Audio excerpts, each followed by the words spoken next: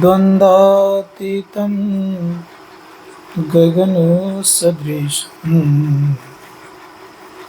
तत्त्वमस्यादिपतिलोचनम् एकं नित्यं विमलमचलं सर्वदेशाक्षिभूतं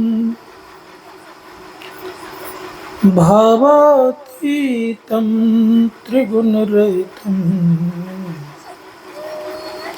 सद्गुरुं तं नमामि। गुरु हैं बड़े गोविंद थे, देखो मन में विचार, हरि सुन रहे तो वार है गुरु महिमा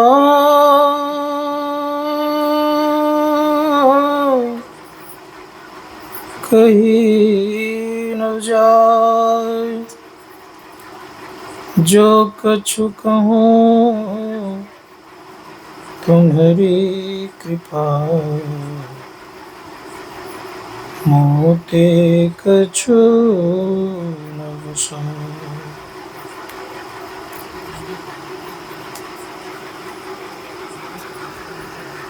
कोटि ब्रह्मांड के नायक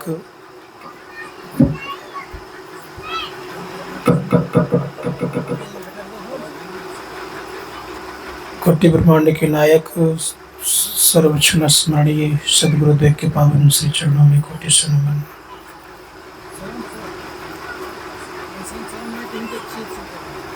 परम श्रद्धेय स्वामी पवित्रानंद जी महाराज, परमादरणीय साधक वृंद, संवेद समादरणीय सज्जन वृंद, आदरणीय माताओं तथा भक्तिमती बहनों, बस ठीक नहीं लग रहा है, क्या करें?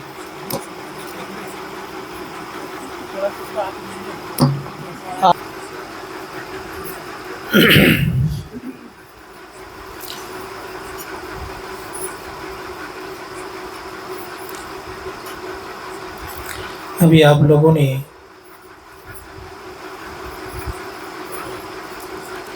रामचरितमानस का पाठ सुना। रामचरितमानस के साथ साथ आपने ये भी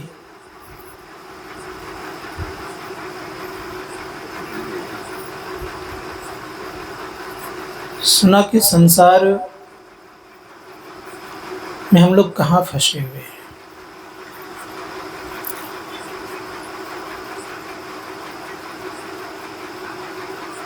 गोस्वामी तुलसीदास जी महाराज बड़े उच्च कोटि के महापुरुष, ठीक से आवाज पहुंच रही है आप लोगों को? पीछे आवाज आ रही है? आवाज आ रही है ना?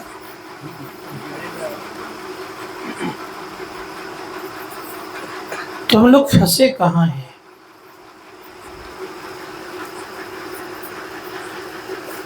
श्रीमद् आद्य शंकराचार्य जी महाराज कहते हैं कि जंतु नाम नर जन्म दुर्लभम मतम। कहा कि मनुष्य का जन्म बहुत दुर्लभ होता है। पराशर ने राजा जनक से कहा,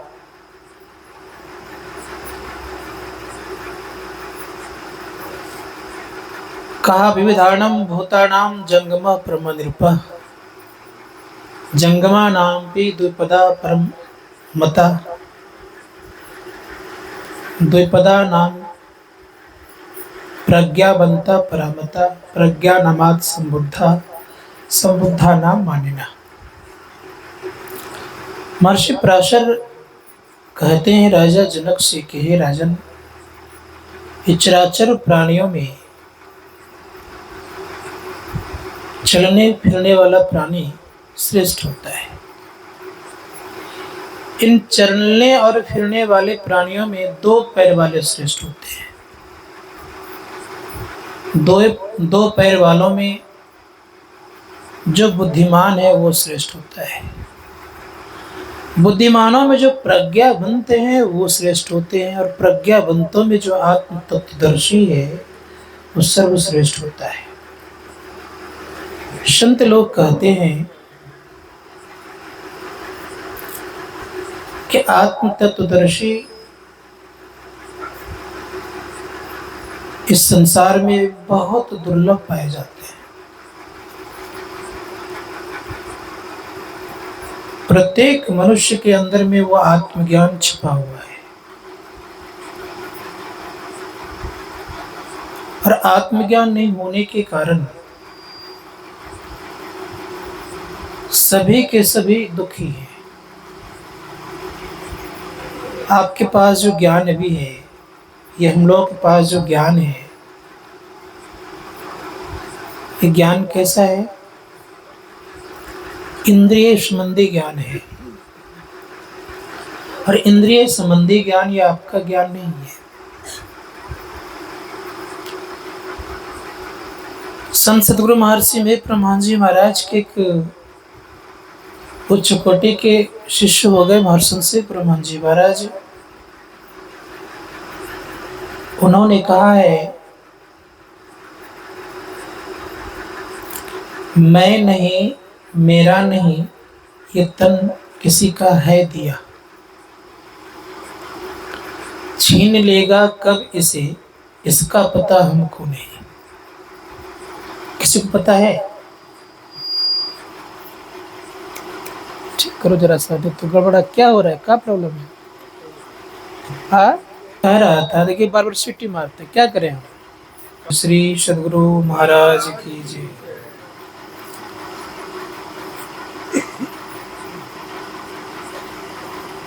कुछ लाइटें बंद कर दो कि हम लोग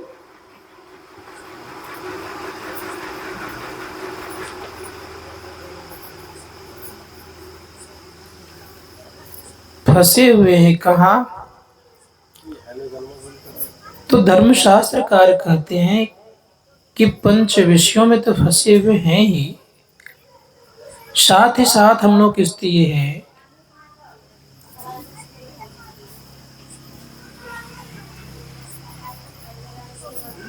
मोह में भी फंसे हुए हैं।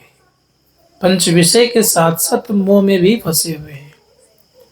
तो मैं कह रहा था कि मनुष्य जीवन के संबंध में मनुष्य का जीवन सर्वश्रेष्ठ है, लेकिन सर्वश्रेष्ठ होते हुए भी अगर वही काम करे जो अन्य जीवधारी करे तो कोई फर्क नहीं है। उपनिषद कहते आहार निद्रा भय मैथुनस्य समान में तत् पशुभिर नराणाम ज्ञानन हीनो विशेषो अधिको ज्ञानन हीना पशुभि समाना। का आहार मतलब भोजन करना, निद्रा मतलब सोना, भय मतलब डर, और मैथुन मतलब बच्चा पैदा करने की प्रवृत्ति, अर्थात संतति उत्पन्न करने की प्रवृत्ति। ये चार काम हमारे अंदर में भी, यानी हम लोगों के अंदर में भी और पशुओं में भी पाया जाता है। समान में तत्व पशुभिर नराणाम, दोनों में कोई फर्क नहीं है, ये समान है। ज्ञानान हीनो विशेषो अधिको ज्ञानान हीना पशुभि समाना। अगर इन चार प्रकार के ज्ञान से आप श्रेष्ठ हैं तब तो आप श्रेष्ठ हैं। अगर चार प्रकार के ज्ञान में ही आप अगर ओतप्रोत हैं तो धर्मशास्त्रकार कहते हैं कि पशु के समान है। ऐसे ही हम लोग अच्छी तरह से जानते हैं कि मनुष्य एक सामाजिक प्राणी है। कहीं कहीं ये भी सुने होंगे हम लोगों ने कि मनुष्य एक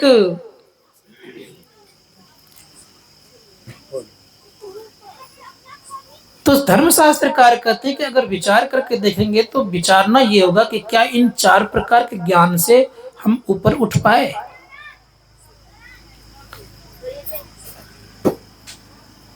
अगर नहीं उठ पाए तो कहा कोई फर्क नहीं है, क्या करना होगा? संत महात्मा गण कहते करना ये होगा कि हम लोग अपने आप को उठाना है। कहा कैसे?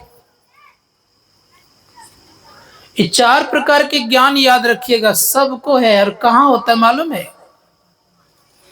धर्मशास्त्रकार कहते हैं कि अंधकार में होता है। अंधकार में ये 4 प्रकार का ज्ञान पाया जाता है। आहार, निद्रा, भय, मैथुन, ये चारों कहां? अंधकार में।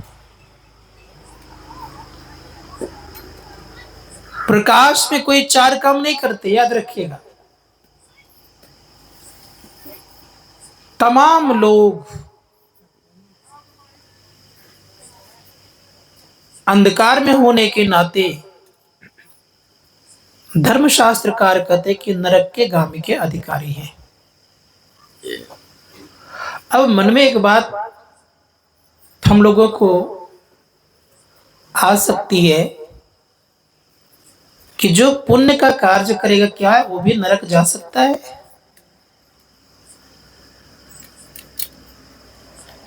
प्रत्येक व्यक्ति से पुण्य का कार्य भी होता है और प्रत्येक व्यक्ति से कुछ न कुछ पाप भी हो जाता है, याद रखिएगा। धर्मराज युधिष्ठिर एक बार झूठ बोले, धर्म के अवतार थे, जिनका रथ पृथ्वी से 1 हाथ ऊपर चलता था, और जैसे एक बार झूठ बोले, वो किसी के कहने पर उनका रथ का पहिया नीचे गिर गया और 2 मुहूर्त के लिए उन्हें भी नरक जाना पड़ गया। जब ये लोगों के द्वारा इतनी बड़ी बड़ी गलतियां हो सकती है, तो हम साधारण जन हैं, क्यों नहीं गलतियां होगी? संत महात्मा गण ने कहा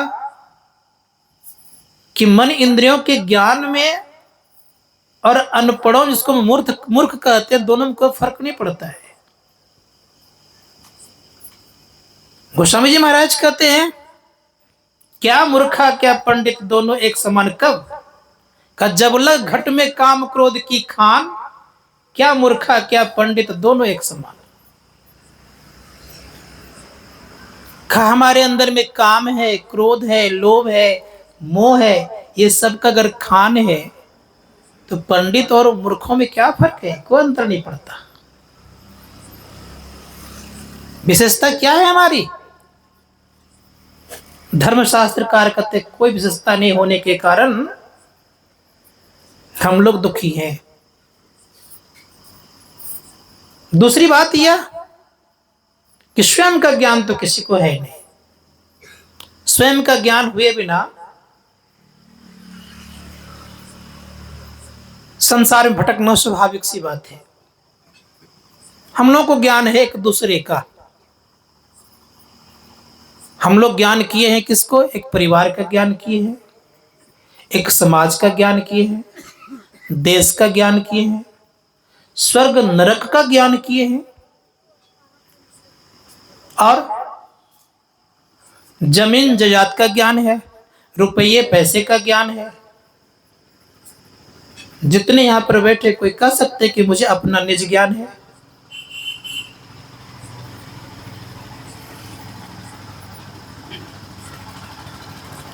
किसी को ताकत नहीं है कि कह सकते कि मुझे अपना ज्ञान है।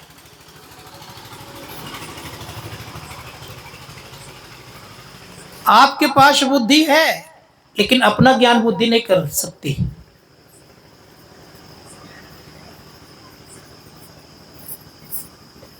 संत कहते कि जब तक अपना ज्ञान नहीं होगा, तब तक आप दुखों से मुक्त नहीं हो सकते। एक संत हो गए राधा स्वामी साहब, उन्होंने कहा, इस नगरी में तिमिर समाना, भूल भरम हर बार, सखी रे छोड़ चलो नौ द्वार। कहा इस नगर में, शरीर रूपी नगर में क्या है? अंधकार ही अंधकार है। आप आंख बंद करते क्या होता है? अंधकार ही दिखता है। चाहे आप बहुत बड़ी उपाधि लेके बैठे क्यों नहीं हो, आंख बंद करने पर अंधकार दिखाई पड़ती है तो समझिएगा कि हम अंधकार में हैं, तो नरक जा सकते हैं। कोई फर्क नहीं पड़ता, कभी आपका दौर समाप्त नहीं हो सकता। संत गुरु नानक देव जी महाराज कहते हैं कि नवदर था के धाव तू रहाइए, दसवां निज घर वासा पाए, उठे अनहद शब्द वजह दिन राती, गुरु बिनु शब्द सुना बनिया। 9 द्वारों में आप जब तक पड़े हुए हैं तब तक आपको दौड़ लगेगा, दौड़ना पड़ेगा, भागना पड़ेगा, चिल्लाना पड़ेगा, रोना पड़ेगा, कष्ट सहना पड़ेगा, मानसिक पीड़ा से ग्रसित तो होना पड़ेगा, नहीं बच सकते। आप कोई क्यों नहीं हो,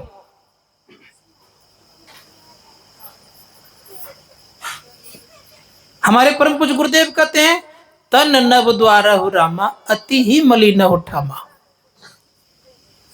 इन 9 द्वारों का जो ठिकाना है, ठौर है, क्या है? मलिनता से तो भरे पड़े हैं। आप देखिए जीवन में आंख से अगर आंसू अगर बहने लग जाए तो कोई मित्र आपके रुमाल से पोंछ सकते हैं, कान बहने लग जाए तो क्या पोंछेंगे? नहीं पोंछेंगे रुमाल से। नाक बह जाए तो और नहीं पोंछेंगे। कहीं मुंह में खेखार आ गया तो पोंछेंगे? नहीं पोंछ सकते। माँ पिताजी भले मुंह खेखार को फेंक दिए बच्चों का, लेकिन बड़े का नहीं कर पाएंगे वो भी। संतों ने कहा जो जो आप नीचे आते गए त्यों तो गंदगी बढ़ती गई, ऊपर जो जो आप गए त्यों तो पवित्रता बनी हुई थी। आंख के आंसू को रुमाल से मित्र पोंछ सकते हैं।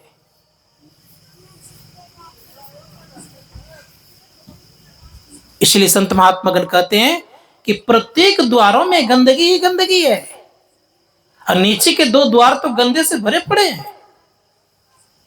उससे लोग तो नाक सिकुड़ते हैं, दूर भागते हैं। सुंदरदास जी महाराज कहते हैं, बहुत उच्चकोटि महापुरुषों ने कहा, जा शरीर माही तू अनेक सुख मानी रही हो, ताहे में बताओ कौन बात भली है? कौन बात भली है भाई? रग रग में मांस भरियो, रग रग में मांस भरा पड़ा है, पेटों पिटारी में ठोर ठोर मली है, हाड़न को नाक मुख हाड़न को नली है। ये सब किसका बना हुआ है भाई? सुंदर कहत है भीतर भंगार ऊपर से कली है। चमड़े का लेप नहीं रहे तो कोई देख करके रह सकेंगे? कोई आकर्षित होंगे? ये चमड़े का लेप है तो लोग इससे आकर्षित होते हैं, और चमड़े का लेप ना रहे, हड्डी और मांस दिखे तो कौन देख छुएंगे भाई? कौन प्यार करेंगे? संतों ने कहा कोई पूछने वाला नहीं होगा। केवल एक प्लास्टर किया हुआ चमड़ा है, किसी का गोरा है, किसी का काला है, तो इससे लोग आकर्षित होते हैं। ये हट जाए, देखिए तो कौन स्नेह करता है, प्यार करता है।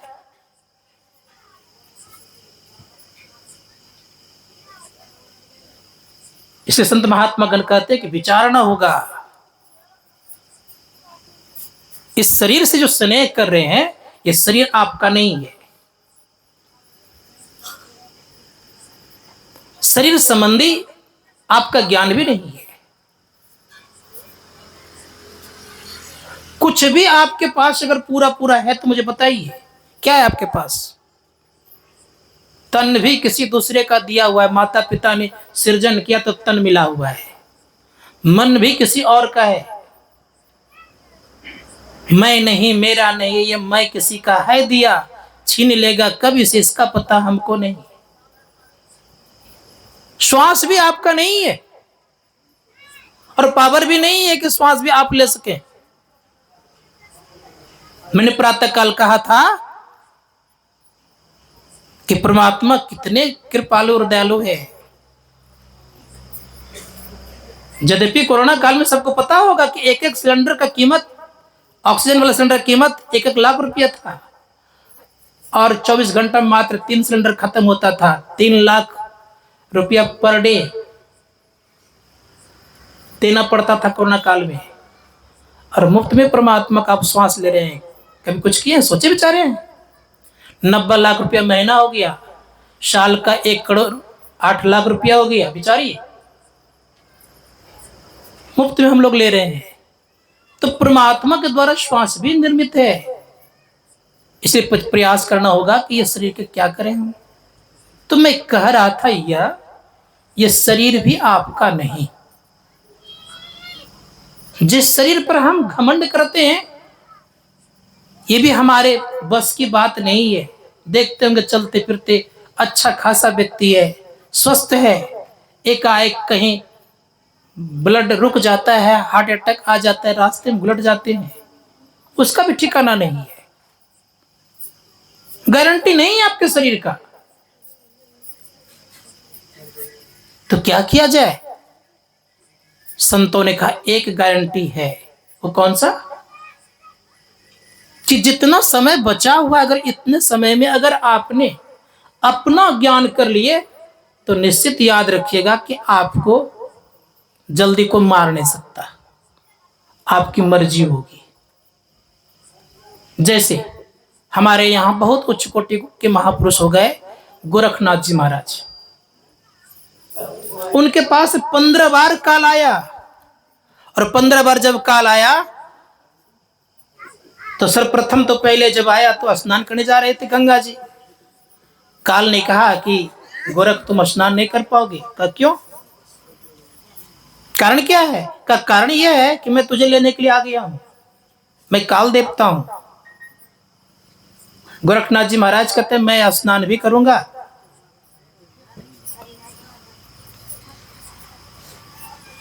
तो काल अपना स्वर बदलता है। कहता अगर अभी तुम्हें कुछ नहीं किया तो रात्रि में तुम्हें और तुम्हारे गुरुजी को दोनों को उठा के ले चल दूंगा। तो गोरखनाथ जी महाराज तुम्हारा स्वर बदल गया। अभी तो कह रहा था कि स्नान नहीं कर पाओगे, अब रात्रि की बात आ गई। तो गोरखनाथ जी महाराज कहते कहा सुनो, तुम रात में भी मुझे उठा करके नहीं ले आ सकते हो। कहा क्यों? काल अपना पत्रा बांधना शुरू कर दिया। क्या कहता है काल? कहा जानते हो तीनों लोकों मेरा ही राज्य है, और मैं सबको मारता हूं। पूछा किनको किनको मारते हो? का उठत मारू, बैठत मारू, मारू जागत सूता। एक काल गोरख संवाद में पुस्तक नाम है, उसे पढ़िएगा। उठत मारू, सोबत मारू, जागत सूता, और तीनों लोक में राज हमारा, कहां रहोगे गोरख अवधूता। काल ने जैसे इस बात को कहा तो गोरखनाथ जी पलटी मार के कहते हैं कि सुनो काल, उठत सुमरू, बैठत सुमरू, सुमरू जागत सूता, और तीनों लोग से रहूं न्यारा, तब कहलाऊं गोरख अवधूता। गोरख की तो इस बोली ने काल का तो हवा ही निकाल दिया।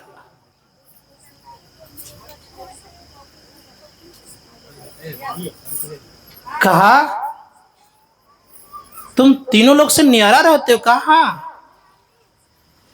3 लोग के जो अधीन रहते वो काल के अधीन होते हैं, 3 लोग से जो न्यारा होता है वो काल के अधीन नहीं होते। कहां है वो लोग? लोक लोकांतर के अंतर्गत में नहीं आता।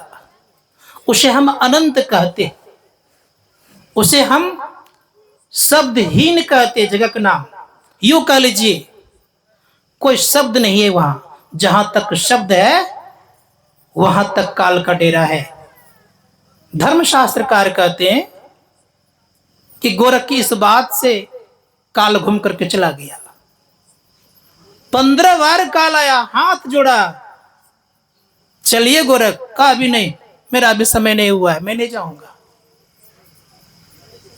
जब मेरा मन होगा तब मैं चला जाऊंगा, तुम्हारे कहने पर मैं नहीं।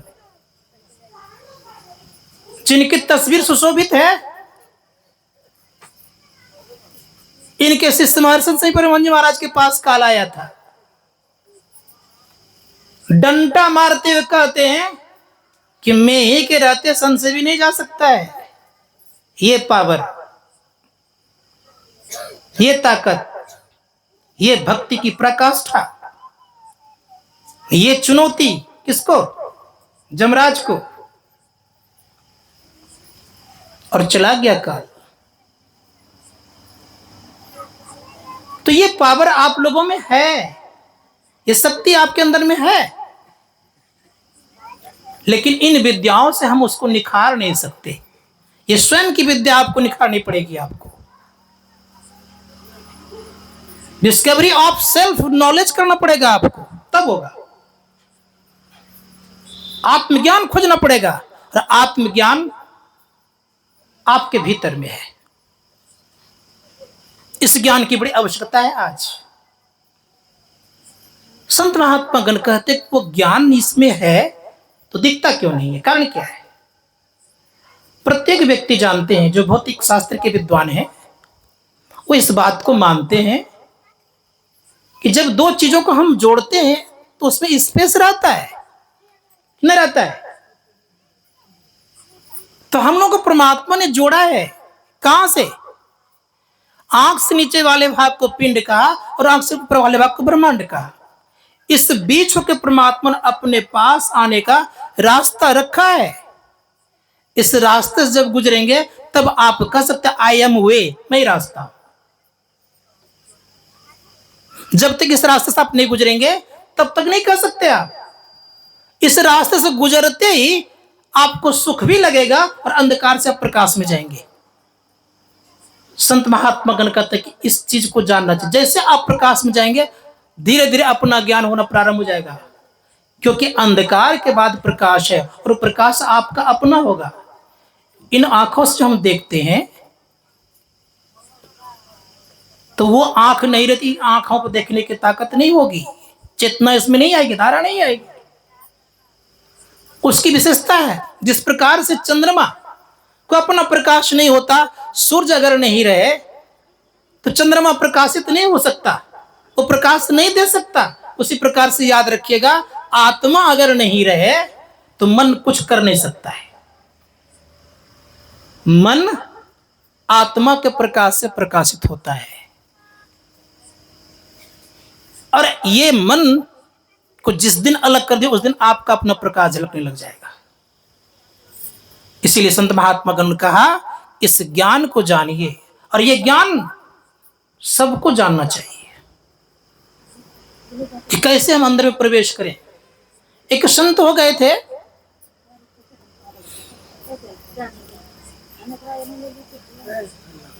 काष्ट जी हुआ, बड़े उच्च कोटि के महापुरुष हुए।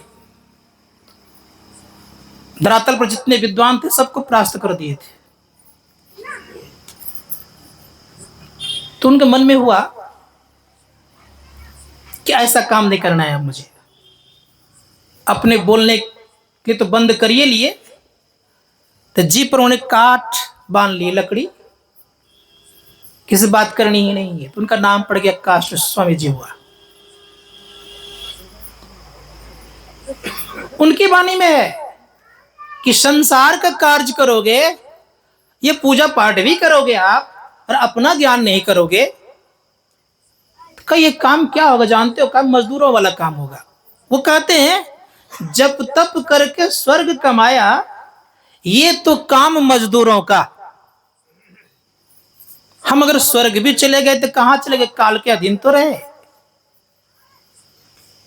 स्वर्ग हूं स्वल्प अंत दुखदाई, भगवान राम करें। स्वर्ग का सुख भी कैसा है? तो का अल्प है, थोड़ा है, अंत में दुख देने वाला है। का इसके चक्कर में क्यों रहते हो? आदि शंकराचार्य को जानिए वो क्या कहते हैं। उन्होंने कहा देखो, तुम स्वयं का ज्ञान करो। स्वस्वरूपानु अनुसंधानम भक्तिरित धीयते, भक्तिरित भी धीयते। करें कि अपनी खोज अगर करोगे तुम तो भक्ति भी कहलाएगी। अपनी खोज होनी चाहिए। जब तक अपना ज्ञान नहीं होगा तब तक भक्ति भी पूरी नहीं होगी, तब तक हम काल के अधीन बने रहेंगे। अपना ज्ञान करिए। और अपना ज्ञान कहां होगा? संत कबीर कहते हैं बड़े प्रेम से कि मोको कहाँ ढूंढे बंदे, मैं तो तेरे पास में कहीं बाहर नहीं हूं। ना मैं देवल ना मैं महजिद, ना काबे कैलाश में, ना तो कोनो क्रियाक्रम में, ना जोग वैराग में, खोजी हो तो तुरंत ही मिलियो पल भर की तलाश में। कहे कबीर सुनो भाई साधु सब श्वासों के श्वास में, मैं कहीं बाहर नहीं हूं, तुम्हारे अंदर में हूं। इसलिए संत महात्मा गण कहते जानिए। हम लोग एक बात आप लोगों से जानना चाहता हूं, सुख क्यों खोजते हैं हम लोग भाई? दुख में रहना पसंद क्यों नहीं करते? क्या वजह है? पवित्रता ही क्यों खोजते हैं? शांति ही क्यों खोजते हैं? यह प्रश्न है। आनंद ही क्यों खोजते हैं? क्या कारण है? जो जिस तरह के व्यवस्था में रहे हैं वो उसी तरह की व्यवस्था खोजते हैं कि नहीं? उसी प्रकार से प्रत्येक जीव परमपिता परमात्मा के पास से आए हुए हैं। तो वो शांतिमय है तो शांति खोज रहे हैं, वो सुखमय है तो सुख खोज रहे हैं, वो आनंदमय है तो आनंद खोज रहे हैं, वो पवित्रतम है तो पवित्रता खोज रहे हैं। यही वजह है। अगर ये ना होता तो ऐसा नहीं खोजते हम लोग। वो ज्ञानमय है तो ज्ञान खोज रहे हैं। संत कहते हैं अगर ये ज्ञान अगर हो गया तो आपका कल्याण होगा, और ये ज्ञान अगर नहीं हुआ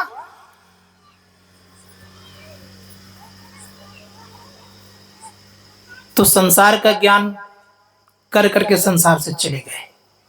रावण बड़े प्रकांड विद्वान थे, भूतन भविष्यति, वैसा विद्वान न हुआ है न होने को है।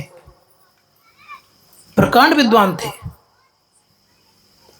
लेकिन स्वयं का ज्ञान नहीं था। भौतिक विद्या का विद्वान थे लेकिन स्वयं का ज्ञान नहीं था। कितना उनके अंदर में लोग थे। जिस शनि महाराज से हम लोग डरते हैं ना, उनके पांव दानी के नीचे रहते थे, उन्हीं पर चढ़ करके सिंहासन पर चढ़ते थे। इतने बड़े 27 नक्षत्र को बस किए हुए थे। इंद्र उनके यहाँ पानी भरते थे, पवन कुमार झाड़ू, पवन देव झाड़ू लगाते थे, और सारे देवतागण उनके रुख देख करके ही चलते थे। इतनी शक्ति, लेकिन स्वयं का ज्ञान नहीं था। और स्वयं का ज्ञान नहीं था, परिणाम क्या हुआ?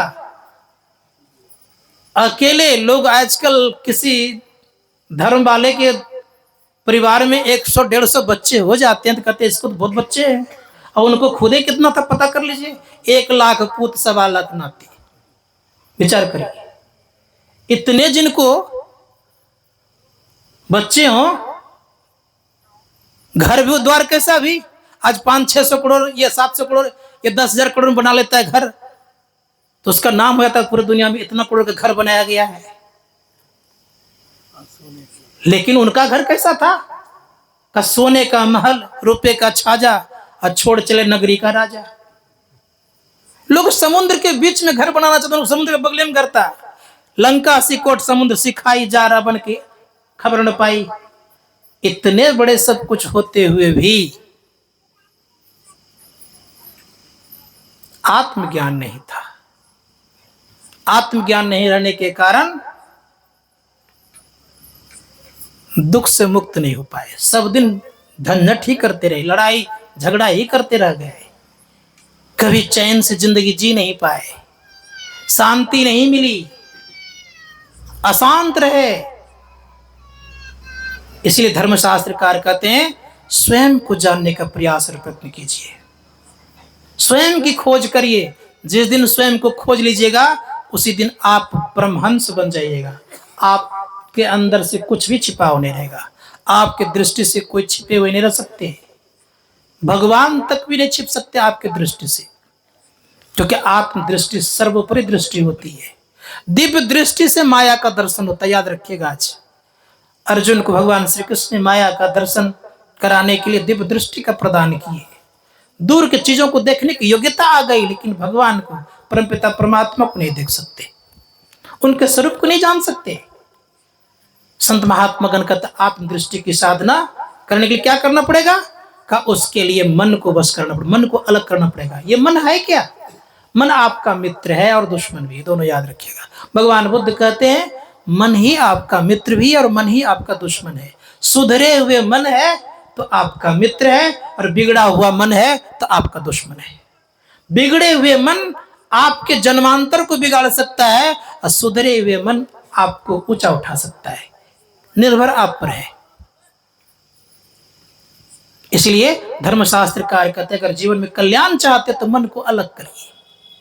मन का अलग जिस दिन होगा उसी दिन आपको आत्मदृष्टि हो जाएगी, परमात्मा का साक्षात्कार, अपना साक्षात्कार हो जाएगा। अपना विज्ञान कि मैं कौन हूं ये पता कर लीजिएगा। अभी पता नहीं कि मैं कौन हूं। आप यही बोलते हैं, अपना इंट्रोडक्शन क्या देते हैं? आप इंट्रोडक्शन देते हैं कि फलाना मैं हूं, फलाने घर से आया हूं, फलाना मेरा पिता, यही इंट्रोडक्शन आप देते हैं। लेकिन आपसे पूछा आप कौन है तो आप नहीं बोल पाइएगा। क्या बोलेंगे आप? बोलेंगे फलाना मैं हूं, यही नहीं बोलेंगे। आप फलाना नहीं है, आपका शरीर का नाम रखा गया फलाना।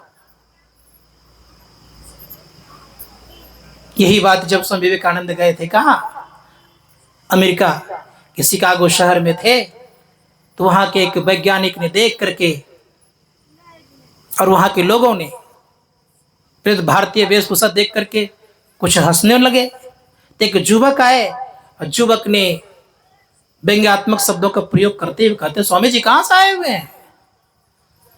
स्वामी विवेकानंद कहते कि देखिए आप उम्र में बड़ा हूं। कहा? कब? पहले मैं पूछता हूँ आप कहां से आए? कहा मैं अमेरिका का हूं रहने वाला। स्वामी विवेकानंद ने पूछा अमेरिका में कितने दिन से हैं? तो उसकी उम्र बहुत कम हो रही थी, बता दी इतने दिन से मैं हूं यहाँ। फिर पूछा कि इसके बाद कहा? तो दिमाग लगा कर कहा बेचारे ने कि मैं माँ के गर्भ में था। कब? माँ के गर्भ के पहले कहाँ थे? बेचारे की हालत खराब हो गई, नहीं बोल पाए। तो जानते हैं कि मैं कहां से आया हूं, कहां जाऊंगा? नहीं जानते हैं।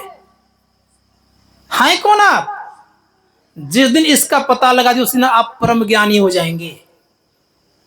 आप विद्वान नहीं, परम ज्ञानी होंगे। आप इसका पता लगाने का चेष्टा करना चाहिए। वो रास्ता कहीं बाहर में आपके भीतर से है। और कैसा रास्ता है? तो कहा राह गई बड़ी झीन ये साधु नैन नगर से। नैन नगर से वो रास्ता है, इसका पता कर लीजिए।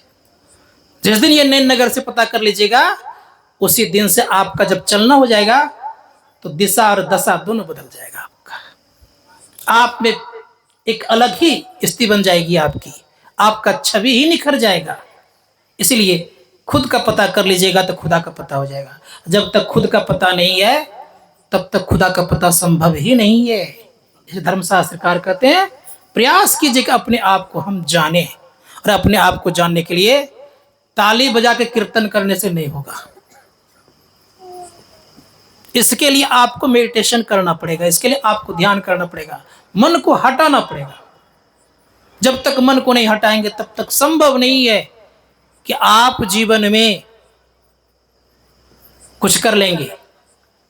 बहुत बड़े विद्वान हो गए थे। राहुल संकृत्यायन का नाम सुने होंगे आप लोगों ने। वेद के भाष्य कभी कभी करते थे। अंधकार जीवन में था, इतने पलटा खाए कि खाते खाते कहीं नहीं रहे। मैं उधर जाना नहीं चाहता हूं, मैं इतना ही कहूंगा कि अंधकार में रहेंगे तो लगातार पलटा खाते रहेंगे। क्योंकि अंधकार में रहने पर आप स्थिर नहीं रहते। अंधकार में रहने पर बार बार आप काम के अधिकारी बनेंगे, क्रोध के अधिकारी बनेंगे, लोभ के अधिकारी बनेंगे। ये सब आपको दबोचेगा क्योंकि अंधकार में रहेंगे। तो धर्मशास्त्रकार कहते हैं जीवन में अगर कल्याण चाहते हैं तो कोशिश करिए कि हम अपने आप को जानें। संत कबीर साहब कहते हैं, अच्छा, संत कबीर साहब कहते हैं कि भाई सुनो, आपके भीतर में वो चंद्रमा है जिसको हम चेतन चंद्रमा कहते, चेतन प्रकाश कहते। कहते बड़े प्रेम से, कबीर कमल प्रकाशिया उगा निर्मल सूर, रैन अंधेरी मिट गई बाजे अनहत्तूर। आपकी अंधेरा खत्म हो जाएगा, प्रकाश जीवन में आएगा, शब्द सुनाई पड़ेगा। कौन शब्द? दो तरह का शब्द होता है, इसकी व्याख्या कल करूंगा। बोलिए प्रेम से श्री सतगुरु महाराज की जय। दे दीजिए।